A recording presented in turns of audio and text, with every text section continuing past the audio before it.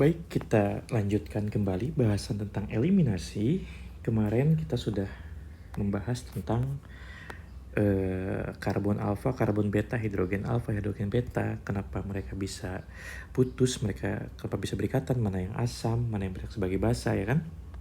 Nah, sekarang kita akan lanjutkan pada eliminasi dan kestabilan pada senyawa yang dihasilkan. Nah, di sini eliminasi reaksi untuk alkil halida juga sering disebut sebagai dehydrohalogenation. Yang artinya D itu biasanya kan pencopotan atau pengurangan gitu. Hidro itu hidrogen, halogen, masih proses. Jadi proses pencopotan atau pengurangan hidrogen dan halogen. Kenapa disebut demikian? Karena di sini contoh-contohnya bisa kalian lihat, senyawa dengan substrat seperti ini dia akan kehilangan apa? Kehilangan halogennya dan kehilangan satu hidrogen. Di mana? Di sini ini kan hanya awal 3. Tapi sekarang dia menjadi 2 dan menjadi rangkap. Itulah alasan kenapa reaksi eliminasi pada alkil halida disebut sebagai dehydrohalogenasi. Gitu. Konsepnya kemarin sudah dijelaskan. Ada hidrogen yang diambil oleh basa dan ada gugus pergi yang lepas. Kayak gitu. Oke, kita lanjutkan ke mekanismenya. Ini mekanisme eliminasi 2. Sudah dijelaskan kemarin, tapi mungkin biar lebih jelas kita ulang kembali. Ini sebagai reagen yang bertindak sebagai basa. Ingat, dalam eliminasi kita tidak mengenal yang namanya nukleofil, kita mengenal yang namanya basa. Dia menculik hidrogen dikarenakan memang dia punya kekuatan untuk itu, karena si etoksida ini, ion etoksida ini punya kemampuan basa yang baik. Dilihat dari mana? Dilihat dari pKa, kayak gitu. Dia menculik hidrogen, lalu kemudian ikatan hidrogen ini putus dengan H, lalu dia menjadi ikatan rangkap, dan dia melepaskan Br. Tapi sebetulnya proses tersebut terjadi secara sekejap saja, tidak secara step by step kayak tadi. Nah, kamu bisa lihat di sini ada transition state, di mana ketika reagen dia mengambil H, secara bersamaan ini putus, dan secara bersamaan ini rangkapnya terjadi, dan secara bersamaan juga ini putus. Makanya ada transition state itu seperti ini yang menggambarkan bagaimana ketika basa kita dia menculik hidrogen dan terjadi ikatan rangkap dan pelepasan gugus pergi. Ini terjadi dengan sekejap, tidak lama, hanya seperti ting kayak gitu, sepersekian milidetik. Nah, kita lihat dari diagram energinya. Ketika suatu transisi ini terjadi, maka energinya sangat tinggi. Gitu. Artinya tidak stabil. Makanya ini disebut sebagai keadaan transisi yang akan segera berlanjut ke keadaan yang lebih stabil, yang lebih rendah energinya, di mana ikatan rangkap terjadi. Oke. Ya, itu saja untuk eliminasi 2. Kenapa disebut eliminasi 2? Ya karena semakin banyak substrat yang ditambahkan, semakin senang reagen untuk bisa mengambil karena semakin banyak. Semakin banyak juga reagen yang ditambahkan, maka akan semakin cepat juga pengerjaan pencabutan hidrogen itu untuk dilakukan. Makanya disebut sebagai eliminasi 2, karena ada 2 faktor, dari substrat maupun dari reagennya atau basanya.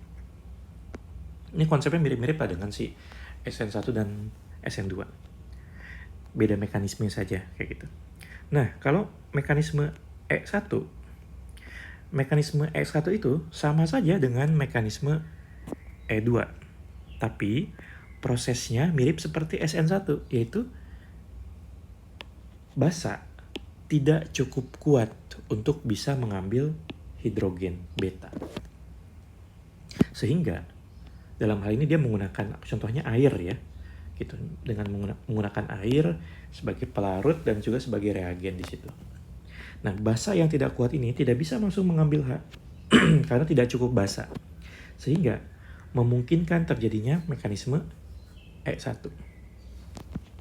Di mana mekanisme S1 ini dia akan menunggu gugus perginya pergi dulu sehingga menghasilkan karbokation. Gitu. Nah, gugus pergi bisa pergi karena apa? Bisa pergi ya karena adanya pelarut atau juga bisa karena adanya pemanasan gitu. Tapi tentu saja proses ini merupakan proses yang slow atau proses yang lambat. Maka E1 itu kurang disukai karena mekanismenya lambat di awal, harus menunggu gugus pergi untuk pergi dulu. Nah, setelah terbentuk karbokation, maka sekarang kalian bisa lihat di sini. Hidrogen yang ada pada beta, kita baca coba. A molecule of water remove one of the hydrogen from beta carbon of carbokation. The sigonic are acid, ini katanya asam nih. Dikarenakan adjunction positive charge beriringan dengan muatan positif. Bersebelahan dengan muatan positif. At the same time, an electron pair move into form. Nah, at the same time, saat bersamaan ini juga pindah ke sini. Kayak gitu, katanya ya. To form a double bond between alpha and beta. Jadi katanya itu, dikarenakan terbentuknya karbokation, maka hidrogen ini menjadi bersifat lebih asam. Hidrogen pada posisi beta. Dikarenakan apa? Dikarenakan elektron yang dipakai oleh hidrogen beta dengan karbon beta untuk mereka berikatan ini bertepatan atau bersebelahan dengan muatan positif. Jadi, ketika karbon ini bermuatan positif, maka dia akan menarik elektron yang ada di sekitarnya supaya dia menjadi lebih stabil. Apalagi elektron itu tepat ada di sebelahnya. Dan hidrogen itu nggak punya kekuatan untuk menarik itu, maka ini lepas ke sini. Sehingga H nggak punya pegangan, lalulah dia diculik oleh hidrogen. Diculik oleh si H2O ini. Sehingga terjadilah produk H3O+ dan alkenanya. Oke, kayak gitu. Jadi dalam proses eliminasi 1 terdapat 2 transisi ya. Ada zat antara yang ini karbokation dan ada zat antara yang tadi pada saat dia mau ngambil. Kayak gitu. Oke. Kita ulang mungkin di kertas kosong supaya lebih enak untuk dilihat. Di mana kertas kosongnya? Nah, di sini saja. Kita gunakan reagen yang sama dengan yang tadi. Cl. Nah, kita gunakan reagennya beda. Kalau tadi kita menggunakan misalkan etoksida, kalau kita sekarang menggunakan H2O. Ini saya tulis H2O gitu ya. Nah, tadi gimana mekanisme SN1 itu? Cl-nya lepas dulu dikarenakan tadi pengaruh pelarut, dikarenakan pengaruh suhu. Maka sekarang Cl sudah lepas. Nah, Cl lepas. Cl biarin aja dia lepas kayak gitu. Stabil kok dia. Apalagi di dalam air dia tuh stabil.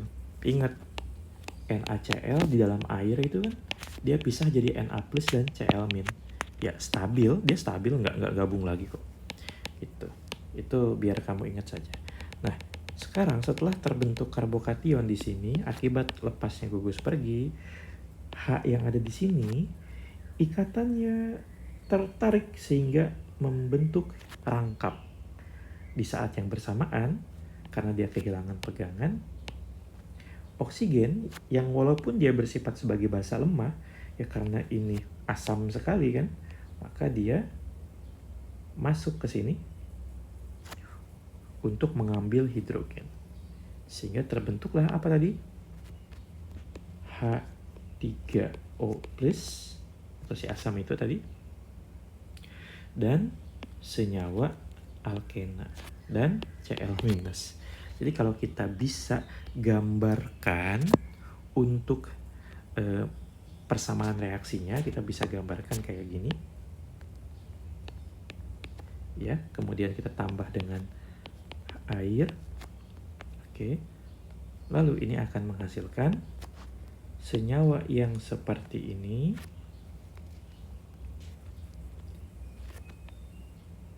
dan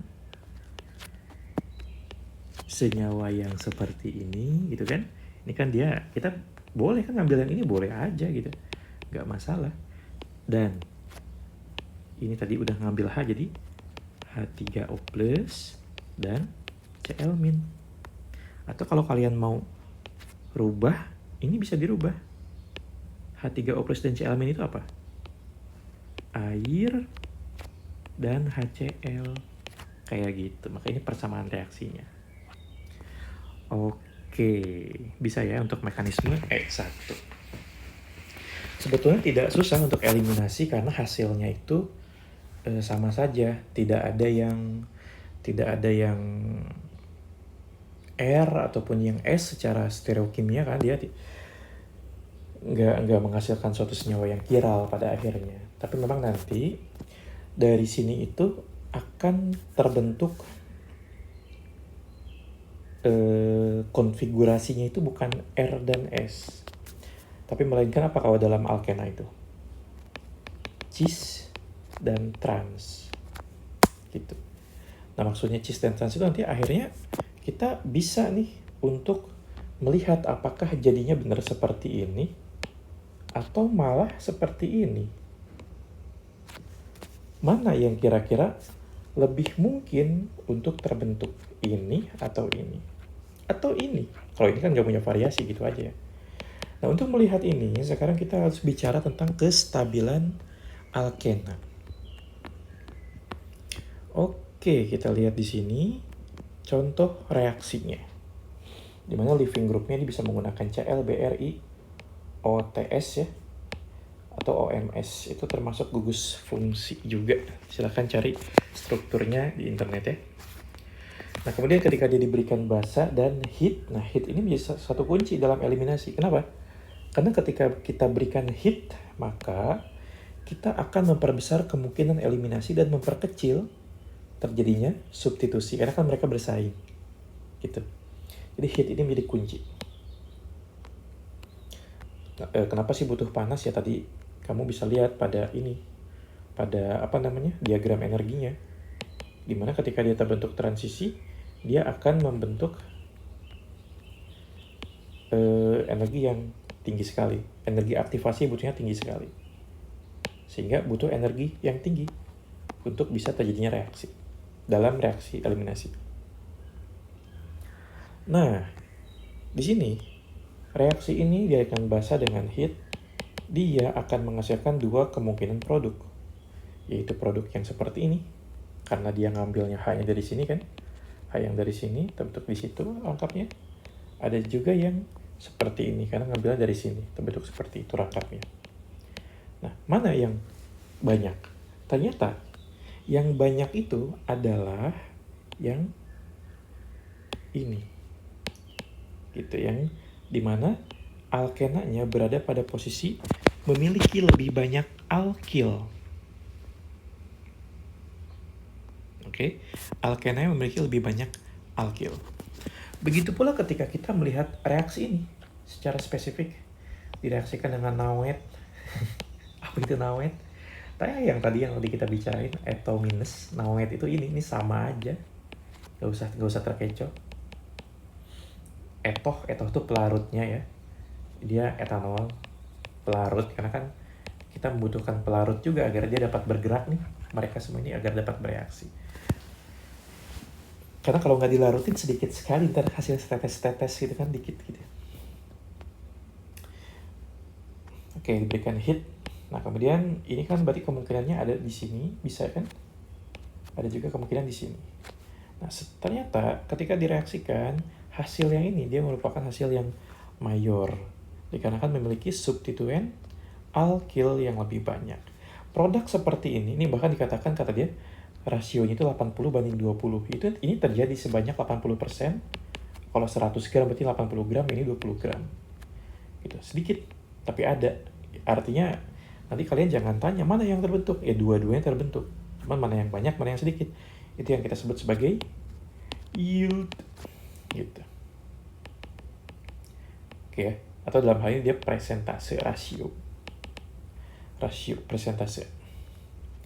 Nah, produk yang seperti ini yang banyak substituennya itu disebut sebagai produk Zaitsev.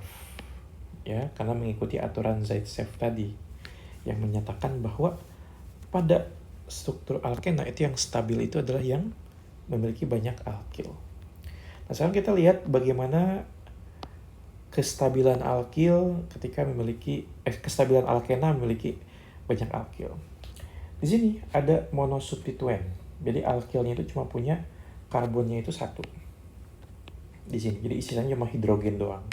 Nah, ini cenderung tidak stabil. Bukan tidak stabil, kurang stabil. Lalu di substituen yang dimana ada 2 di situ. Ini cenderung lebih stabil. Nah, trisubstituen ada 3 nih. Cenderung lebih stabil, dan yang sangat stabil itu adalah yang tetrasubstituen. Kayak gitu.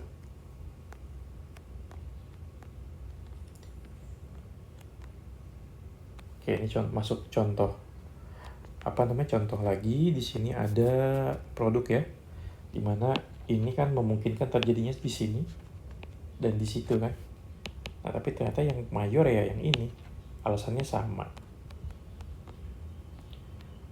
Ini juga sama, ini juga sama. Nah, nanti ada kalanya produk Zaitsev ini menjadi kurang diminati, alias yieldnya tidak terlalu besar. Contohnya ketika di sini. Di sini ya, pada reaksi ini, dia memiliki yield yang lebih besar itu justru si produk non-Zaitsev. Coba kita amati mengapa ini dapat terjadi. Bedanya apa? Substituennya sama, basanya sama-sama kuat, tapi yang membedakan di sini basanya bulky. Bulky itu gendut, gemoy. Nah, tahu dari mana basanya gemoy? Lihat ini kan CH3O atau si meto itu kan. CH3O minus. Ini kan kecil, kalau digambar ya cuman kayak gitu. Kalau digambarkan cuman kayak gitu. Tapi yang ini nih, lihat nih. Yang ini tuh bulky. Dia dikatakan juga sebagai terbutoksida. Nah, ini kan metoksida. Ini terbutil oksida, terbutoksida. Atau kalau kita gambarkan CH3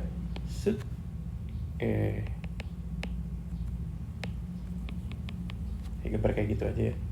CH3 di sininya C, kalau kemudian di sini CH3, di sininya CH3, kalau di sininya adalah O minus. Nah, bayangkan bentuk yang ini dibandingkan dengan yang ini. Ini bulky sekali tentu saja si terbutoksida ini. Maka masalahnya adalah kalau dia menggunakan basa yang kecil gitu kan, basa yang kecil, basa kecil kan nantinya malah jadi substitusi. Iya, substitusi juga ada. Tapi siapa namanya ini? Substitusi ada, tapi kan eliminasi juga ada. Nah, ketika dia menggunakan basa yang kecil, maka basa itu bisa mengakses tempat-tempat yang kecil. Kan kalau produknya mau kayak gini, berarti hidrogen yang diambil harus hidrogen yang ini dong. Iya kan? Maka ini bisa nyelepet ke sini nih. Bisa masuk lewat situ, bisa masuk lewat sini. Masih memiliki kemungkinan agar dia dapat masuk. Kayak gitu ke hidrogen yang di dalam-dalam itu. Jadi punya kemungkinan. Kalau dia punya kemungkinan untuk bisa masuk ke situ, karena kan nanti menghasilkan produk yang stabil ya, maka itu akan menjadi yang didahulukan. Tentu dia bisa mengakses yang ini, tapi kan dia akan menghasilkan produk yang tidak stabil. Hanya 20% tuh malah yieldnya. Nah, sehingga dia akan lebih cenderung masuk ke arah sini. Jelas sampai situ? Dikarenakan dia kemampuan untuk bisa menembus efek sterik yang besar karena dia kecil. Beda cerita dengan yang bawah tadi. Di sini dia menggunakan reagen yang bulky. Nah, kayak gini. Gede dia. Dia pengen ngambil ini, karena kalau dia ngambil ini, dia menghasilkan produk yang stabil. Bisa nggak? Bisa, buktinya ada 25%. Tapi dia kesulitan. Sehingga alih-alih dia mengambil ini, berusaha mengambil itu, ya sebagian besar mungkin berhasil mengambil, tapi sebagian yang lain tidak sanggup. Sehingga dia hanya dapat mengambil pada posisi yang terluar, yaitu yang ini. Ataupun yang ini. Itu kan sama-sama beta juga. Sehingga dia menghasilkan produk non-Zaitsev yang walaupun dia tidak stabil, tapi dalam hal ini dia paling mungkin untuk terbentuk. Dia merupakan senyawa paling mungkin untuk terbentuk. Kayak gitu. Oke? Sampai situ semoga dapat dipahami terkait produk mana yang favorable dan mana yang tidak. Aspeknya adalah kita lihat yang favorable itu ada yang banyak alkilnya, tapi kita perhatikan kembali ketika basanya itu dia, tadi saya ngomongnya basa apa nukleofil ya? Semoga basa ya. Basanya itu dia kecil, dia bisa menghasilkan produk yang stabil.